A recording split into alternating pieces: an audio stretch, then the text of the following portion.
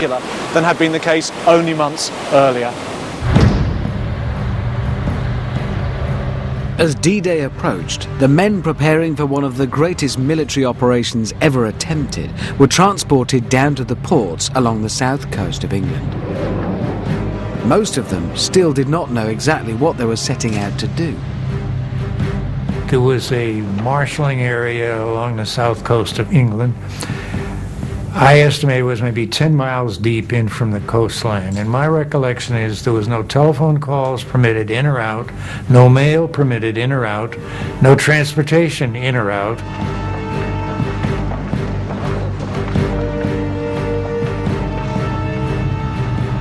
Well, the interesting word was bigot. There was secret, most secret, top secret, but the top of all was bigot. And that was the invasion plans. We knew we were going over into France or the Netherlands or somewhere. We were going back to what they call the second front. We were going to be part of the second front, and we knew we felt we were going to be leading it. I can't recall anybody ever saying to one another, I wonder why we're doing this. We just knew we were going to go into combat. And I guess we were idiotic enough to look forward to it. When you say, well, were you afraid of climbing the cliffs, or were you afraid to go in on the invasion, or you're afraid to do this or that, we were going to do it. There was a numbers game. Some were going to survive and some weren't going to survive. What the American troops heading for Omaha Beach didn't know was that they would die in far greater numbers than the troops on any of the other invasion beaches. But the exact reason for this has always been hotly debated. It had been suggested by some that the Allies failed to fully recognize the strength of the German forces at Omaha Beach. By the end of D-Day, captured German soldiers were identified as being from the 352nd Infantry Division. This was a considerable surprise, as they hadn't been listed by Allied intelligence as being there. The question for some historians is, could extra German troops and artillery that the Allies didn't know about be the reason so many died on Omaha Beach? This German map was captured after D-Day, but has only recently been discovered in the US National Archive. The historian who found it is convinced it helps solve the mystery of Bloody Omaha. One of the reasons that the U.S. casualties at Omaha Beach were so high was the presence of much more artillery than the U.S. Army expected.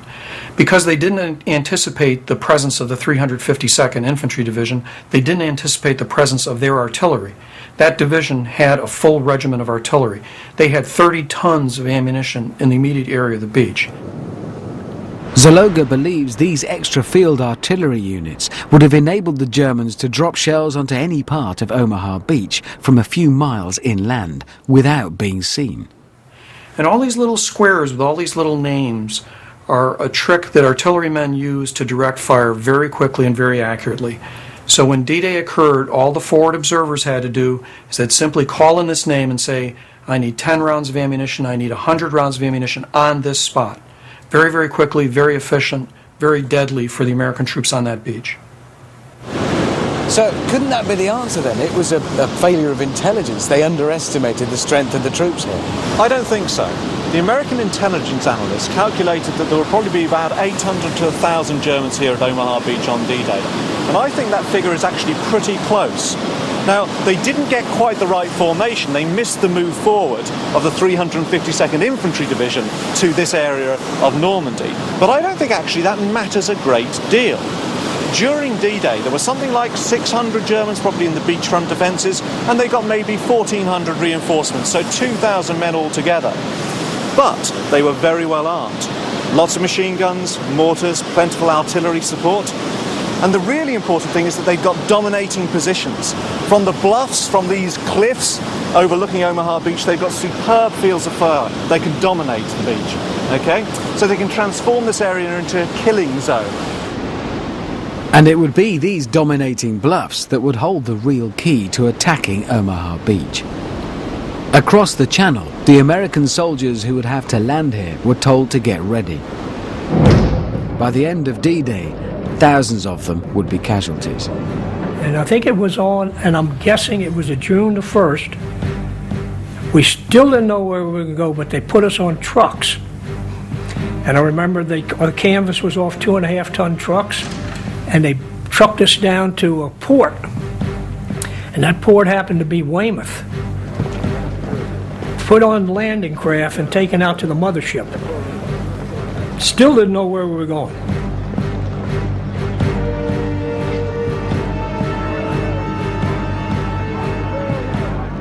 On June the 4th, after a 24-hour delay due to bad weather, Eisenhower gave the order to depart. The invasion fleet of 7,000 vessels, 350,000 men and several million rounds of ammunition was ready. The planning was over. The invasion of Europe had begun. I counted 147 in the line that I was in of vessels going across the channel. On my left-hand side, there was another column of ships. It goes from horizon to horizon.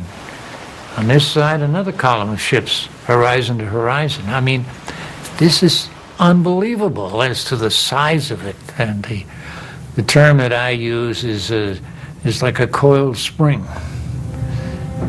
And there wasn't anything that was going to stop this.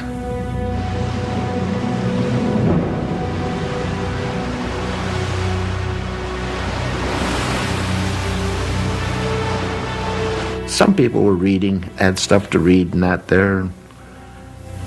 And maybe some were writing letters, but I wasn't in a mood to write letters then. They had a church service or something like that if people wanted to go into a little bit of that, but it never got to be a big thing. But a lot of the fellows that wanted to that there, well, they had the opportunity if they wanted to do that. But there was definite quietness and resolve, and you knew it was a numbers game. You knew some of us aren't going to be around.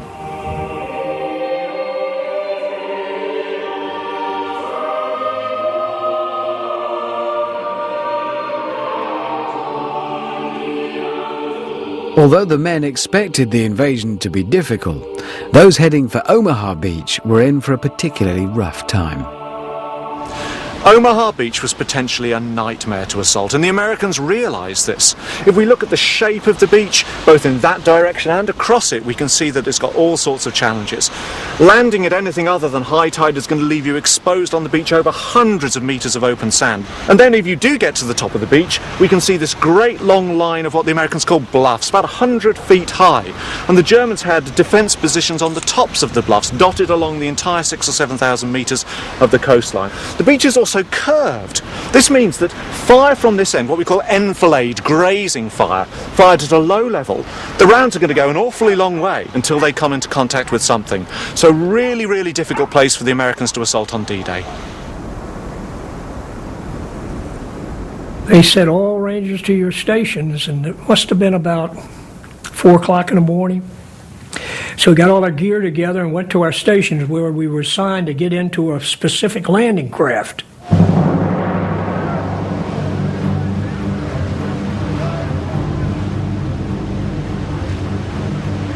And we were like corks, just like this. And the landing craft was flying up and down in the water. Guys were getting seasick.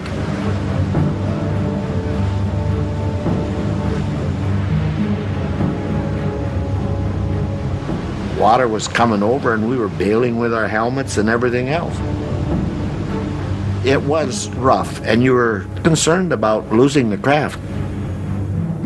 They were not big, and we really bounced around in that thing. And in fact, one was tipped over from F Company. A number of the fellows drowned. The plan was that from 6:30 a.m., 34,000 men, complete with tanks and artillery, would land in successive waves in a predetermined order along the length of Omaha Beach. An amphibious invasion is one of the most difficult military operations. Think about it. If things begin to go wrong, you can't retreat because behind you is the sea.